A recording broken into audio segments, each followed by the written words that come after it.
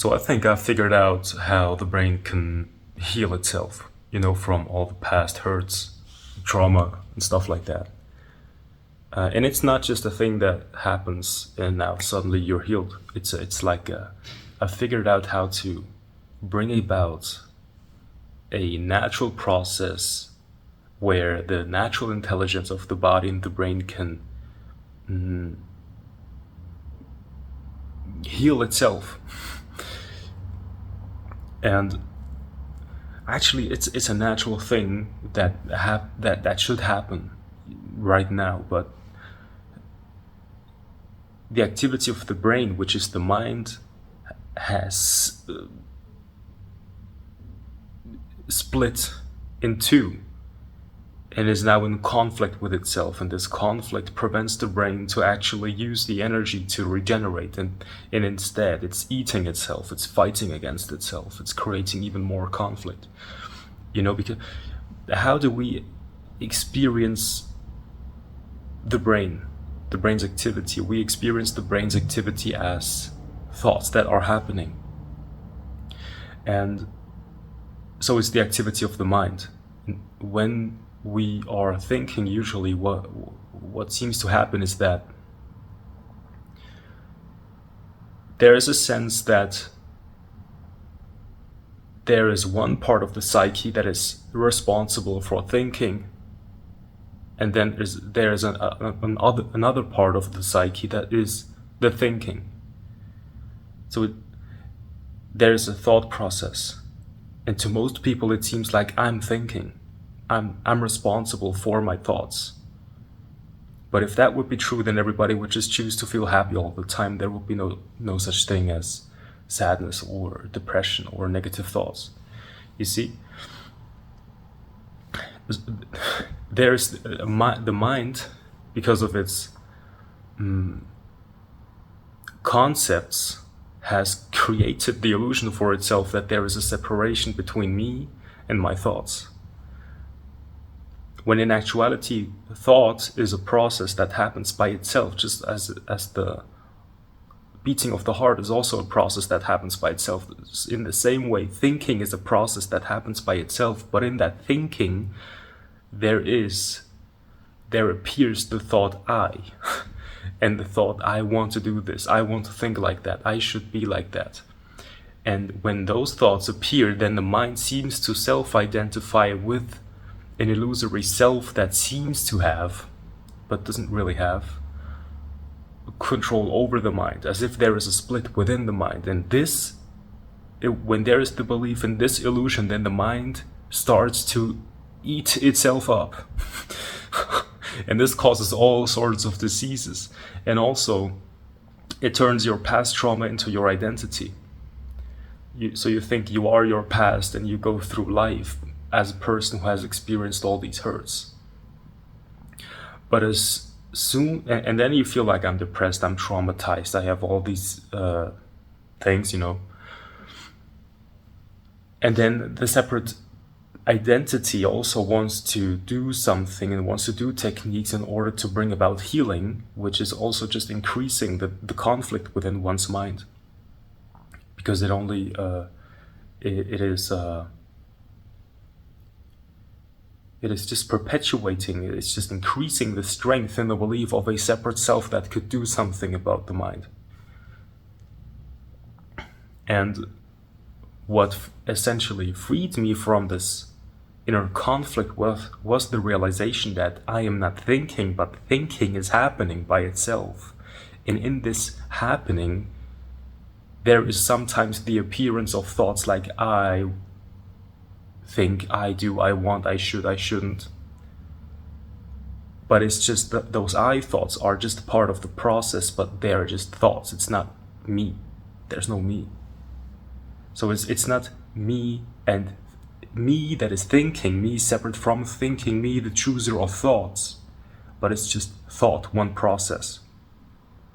You see? Now, there is another kind of illusion. When awakened people, so-called awakened people, say you have to watch your thoughts, and I'm also sometimes saying this, but you have to be careful with this, that doesn't mean that you actively have to put in effort to take a step back and look at your thoughts from a distance. Because that's not your true self. That is also something that the mind is doing. It's just a silent thought looking at thoughts.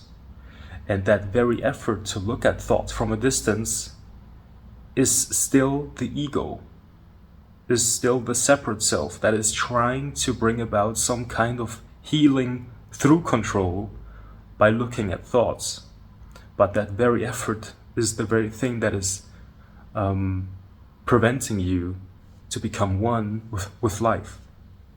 You see, when Osho awakened, he didn't find out about a special technique that brought about enlightenment or something. It was actually the realization that he doesn't need self-improvement. He just stopped improving himself and he was just himself. So that means there was no effort to separate from thoughts. There was no effort to change thoughts. There was no effort to change emotions. And all of a sudden, he became one with life. So I am my thought process, but there is no separate entity from the thought process that could control it. But I'm also therefore one with the processes of the body, and I'm also one with the processes of the world, because they are not separate happenings. It's all one happening, and there's nobody separate from this happening. And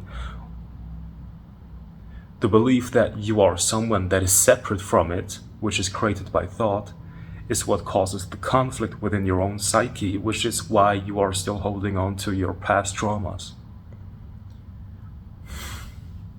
And when it's realized that there is no I separate from the process of thinking, and also therefore nobody separate from the body and life, that's when there's no apparent separate self trying to be intelligent about what it wants to do and how to heal myself and how to do all these things. There's no effort the separate entity doesn't bring about, it doesn't put in any effort anymore, but instead there is no effort. And what then will happen is amazing, because you see that the intelligence of life, of the body, of the brain, you see that it has the capacity to heal itself. But this intelligence can only come up when a separate self stops, is no longer standing in the way. So the brain, then there's a process that happens. Thoughts come up. It's like the past is reverberating into nothingness, which seems like there is still thinking happening, but there is no sense of I am thinking. And that thinking that's happening, it is a total absence of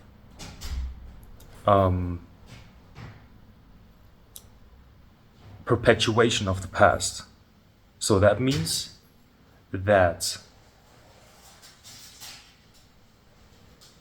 there are going to be images of the past, and that very arising of those images of the past are what is going to bring about the healing of the brain, because all of your things that you have suppressed for so long are going to come up.